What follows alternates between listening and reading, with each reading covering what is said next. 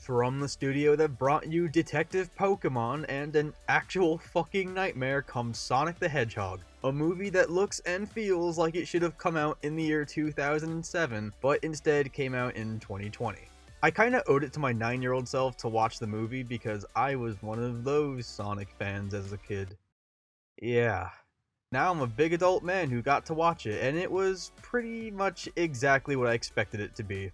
Nothing more, nothing less. I could nitpick and complain all day. And don't worry, we'll get there. But you know what? I thought the movie was actually pretty fun. Before I get into any of the bad stuff, I want to talk about what I personally really liked. First off, Sonic himself. I'm really glad they actually got someone with a background in cartoon voice acting to play Sonic, and not just some random A-lister. Like, how weird would it have been if they had gotten Chris Pratt to voice Sonic? No thanks. I was pleasantly surprised when I heard they cast Ben Schwartz. He's kind of perfect as Sonic. Your flying eggs are pretty impressive, Mr. Eggman, but let's face it, you'll never catch me. Aw, this one is cute. Let's keep him. I'm wet, I'm cold, there's a fish on my head. In Sonic's video games, he's had that same too cool for school attitude the 90s capitalized on since, well, the 90s. Gotta go fast, way past cool. Grown-ups are so lame! But this version of Sonic is a lot more endearing. He's lonely and he just wants to make friends. His attitude still gets him into trouble though, and that's a staple to Sonic's character. Jim Carrey's Dr. Robotnik. A lot of people are saying that Jim Carrey's performance as Dr. Robotnik was the very best thing about the movie, and yeah, they're right. He is. Like I said before, the movie is pretty much exactly what you'd expect it to be. I'd say the same thing about Carrey's performance. If you've seen him in either Ace Ventura, How the Grinch Stole Christmas, Liar Liar, or The Mask, you've pretty much seen him in this movie. But he's still pretty great though, like, damn. There are a lot of charming Easter eggs that longtime Sonic fans will get a kick out of, and the movie soundtrack is not only good, but it's pretty well utilized. Now that we've talked about some of the positives of the movie, it's time to spin dash into some of the more negative things. First off, the plot. So we learn that Sonic was raised by a talking owl, like the one in Ocarina of Time named Longclaw. A little out of left field, but okay. Longclaw tells Sonic, "I've never seen a power as great as yours in my entire life. No one can ever know of your powers, or they'll use them for evil." She gives Sonic a sack of magic rings that allow him to travel between worlds right before she's fucking killed by a pack of echidnas. Jeez, not even 3 minutes in. Flash forward 10 years later, Sonic's secretly living in a small town in Montana called Green Hills. Get it? Like in the game? Sonic causes a massive energy surge that kills the power in Green Hills. This grabs the attention of the US government, who sends in Dr. Robotnik. Sonic tries to hide in token human character Tom's house. Tom punches Robotnik in the face for home invasion and is now an accomplice to Sonic's bullshit. This kicks off the true beginning of the buddy comedy. The two go on an adventure to San Francisco because Tom causes Sonic to accidentally teleport his bag of rings on top of the Transamerica Pyramid. Tom is now reported as a domestic terrorist on the news for harboring an alien and is considered armed and dangerous. Yet there are moments in the movie where both he and Sonic are out in broad daylight and didn't face problems from anybody other than Robotnik. Tom manages to use his status as a police officer to get onto the Transamerica Pyramid, yet the clerk behind the desk didn't seem to be aware that Tom was reported a domestic terrorist and an enemy of the state on the news.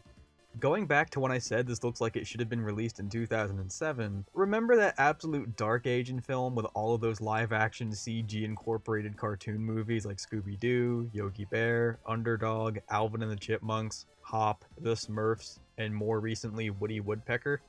Yeah, it's basically just another one of those. God, they even got the same guy from Hop. This dude needs a new agent. Sonic the Hedgehog has a lot of the same elements that movies in the CG cartoon genre have. Pop culture references. You're just like Vin Diesel. It's all about family, Tom. Fart jokes. Blatant paid advertisement. Quite specifically for the Olive Garden of all places. We're rolling out a delicious new way to create your own lasagna at Olive Garden. Fortnite dancing. This already hasn't aged well. I get that they wanted to play it safe with this movie and cast the widest net possible, but there just has to be a better way than this. I don't want to hear Tom telling Sonic to check his fur after that one, after he fucking farts. Just... no. Finally, the CGI. The CG used for Sonic doesn't look all that good, and there's a sad story behind that. The first official look that we got at the Sonic movie was a teaser poster from a year ago. Without even being able to see the fine details, people already did not like what they saw, and it didn't take too long for the internet to meme all over it. Maybe Sonic won't look all that bad. I mean, how bad could it possibly... Flappin' Flotsam, what's that?